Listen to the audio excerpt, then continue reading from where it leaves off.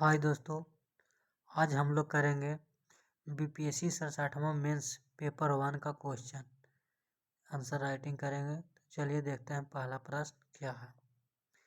तो भारतीय राष्ट्रीय कांग्रेस की स्थापना के लिए उत्तरदायी कारकों का उल्लेख कीजिए। प्रारंभिक राष्ट्रवादियों के प्रति ब्रिटिश नीतियों की चर्चा कीजिए। तो चलिए अब हम आगे इसका आंसर राइटिंग करते हैं। आंसर राइटिंग करने से पहले क्वेश्चन को एक बार अच्छी तरह से समझ लीजिए। भारतीय राष्ट्रीय कांग्रेस की स्थापना के लिए उत्तरदायी कारकों का उल्लेख कीजिए। अब हमें ये नहीं लिखना है इसमें कि भारतीय राष्ट्रीय कांग्रेस की स्थापना क्यों हुआ, कैसे हुआ, ये नहीं लिखना है। हमें ये लिखना है कि कांग्रेस की स्थापना के लिए उत्तरदायी कांग्रेस की स्थापना क्यों हुआ, इसके लिए उत्तरदायी कारकों का लिखना है। इस क्वेश्चन को आराम से समझ लीजिए, उसके बाद हम लोग लिखते हैं। तो चलिए अब हम लोग लिखते हैं आंसर राइटिंग। देखिए, सन 1870 से 1880 तक भारतीय जनता राजनीतिक रूप से जागरूक हो चुकी थी और 1885 तक एक अखिल भारतीय राजनीतिक संगठन की स्थापना का मंच तैयार हो चुका था। इस अखिल भारतीय संस्था को निश्चित स्वरूप प्रदान करने का श्रेय एक सेवानिवृत्त अंग्रेज अधिकारी ए.ओ. ह्यूम को दिया जाता है। ए.ओ. ह्यूम का पूरा नाम एलन ऑक्टेवियम ह्यूम था और यह स्कॉटलैंड के निवासी था। अब आगे देखते हैं। ह्यूम उदारवादी व्यक्ति था।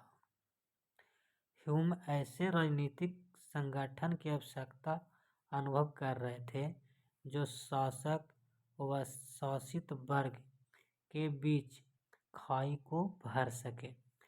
ह्यूम जनता को हिंसा और मार्ग के स्थान पर वैधानिक राजनीतिक के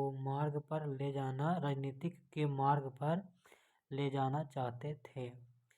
ह्यूम के प्रयत्नों से इंडियन नेशनल यूनियन नामक संस्था के जन्म हुआ, जिससे भारतीय राष्ट्रीय कांग्रेस की स्थापना हुआ। 1885 में भारतीय राष्ट्रीय कांग्रेस की स्थापना होती है। अब आगे देखिए, इतिहासकारों का कहना है कि ह्यूम और उसके साथी ने अंग्रेजी सरकार के इशारे पर ब्रिटिश साम्राज्य की सुरक्षा कवच यानी सेफ्टी बल्ब के रूप में कांग्रेस की स्थापना की। ह्यूम नहीं चाहते थे कि सरकार के असंतोष से नाराज जनता हिंसा का मार्ग अपनाए, अतः वे जनता को हिंसा के मार्ग की अपेक्षा वैधानिक मार्ग अपनाने के लिए प्रेरित करना चाहते थे। संवैधानिक मार्ग से आशय है प्रार्थना पत्रों, स्मृति पत्रों और प्रतिनिधि मंडलों के माध्यम से ब्रिटिश सरकार को प्रभावित कर अपनी मांग को पूर्ण करवाना।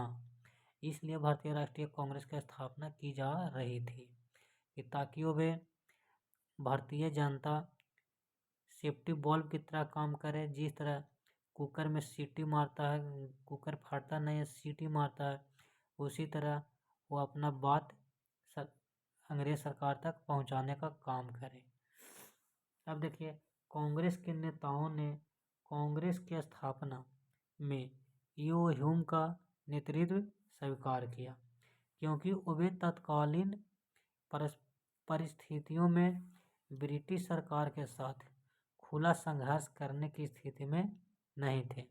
वे ब्रिटिश संरक्षण में कांग्रेस के स्थापना के विचार को लाभदायक मानते थे और ह्यूम के विचारों से पूर्णतः सहमत थे। भारतीय लोग भी सहमत थे और अंग्रेज भी सहमत थे। व्यवहारिकता इसी में थी कि वे एक मंच तैयार करने में ह्यूम का सहयोग प्रदान करें, जहां देश की समस्या पर विचार विमर्श हो सके।